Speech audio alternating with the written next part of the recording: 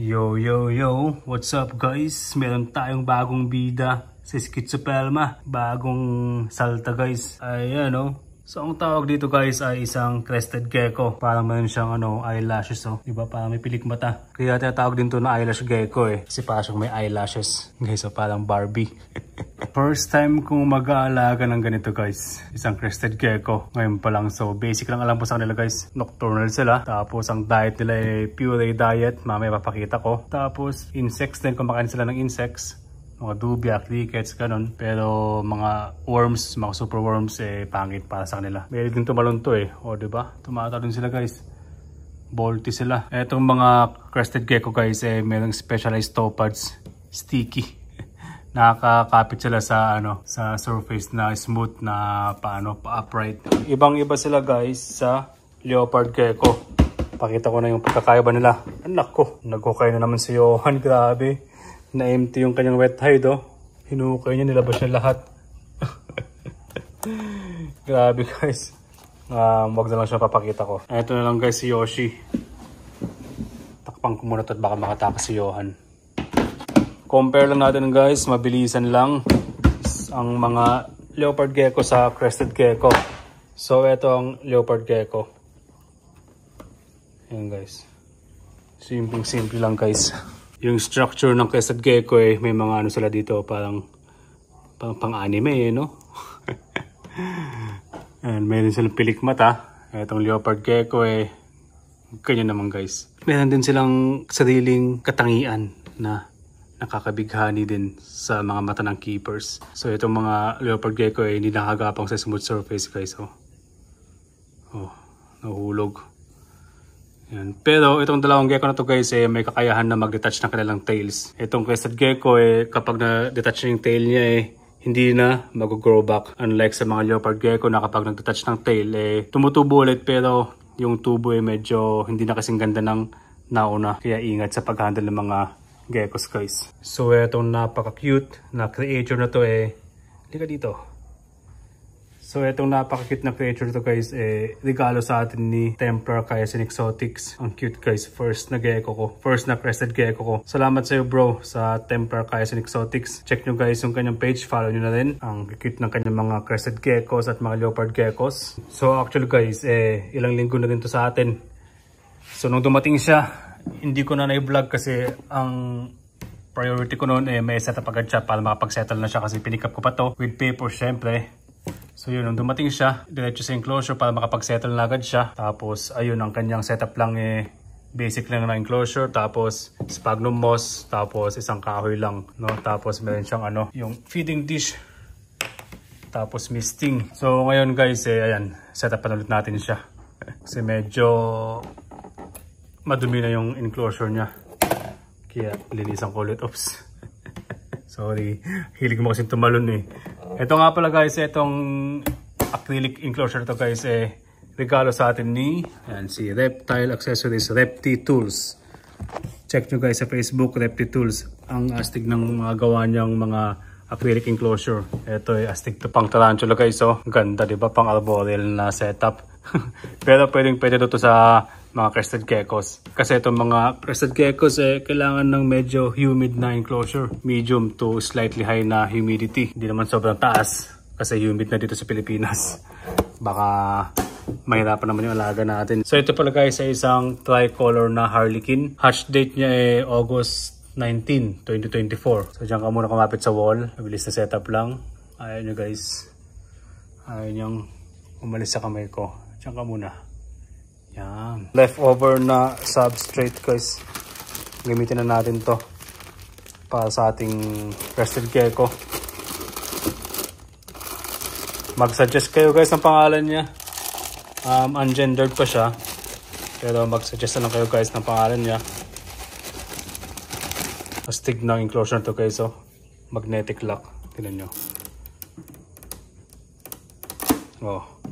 Tibay din guys. Check nyo sa Repti Tools. Itong substrate guys medyo moist ng konti. Kaya hindi ko na siya babasahin. Kaya okay lang na itong sphagnum moss natin medyo dry.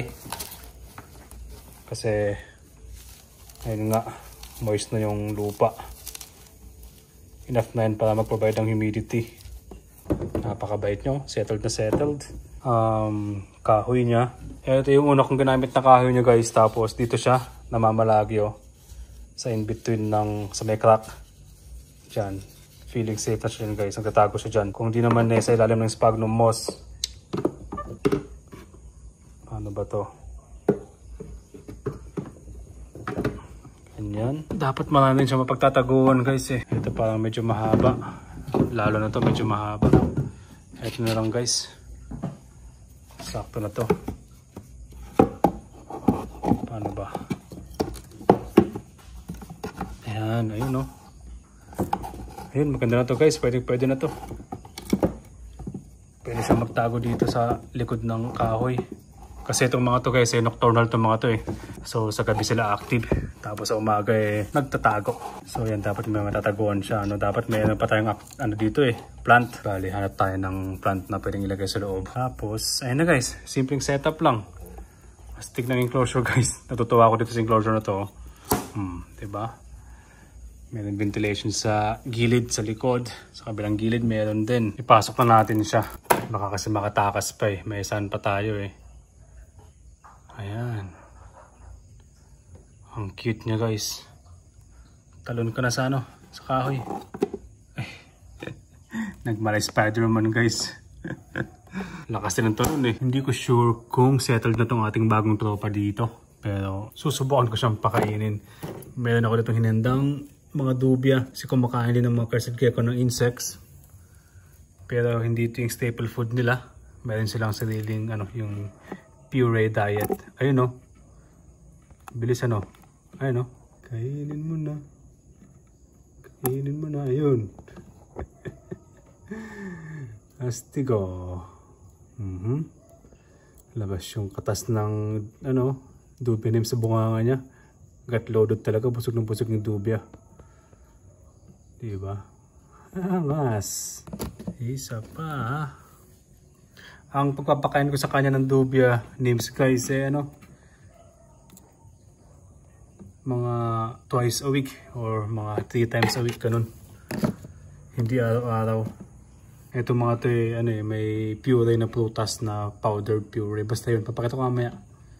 Gusto mo pa? Ay, bitawan ko na. Ito yung sinasabi ko, meron siyang banana puree. Pero may iba't ibang flavor na ganito, iba't ibang brands din, pang crested gecko. Merong watermelon, powder siya tapos i-dissolve lang sa tubig hanggang sa sauce na consistency, medyo malapot. Try natin kunti lang. Yung iba, yung marami ng crested gecko isang buong ganito nalagay na sa sauce container para mabilisan yung pagpapakain ng crested gecko nila. Tayo, isa pa lang naman, so on the spot tayo magtimpla.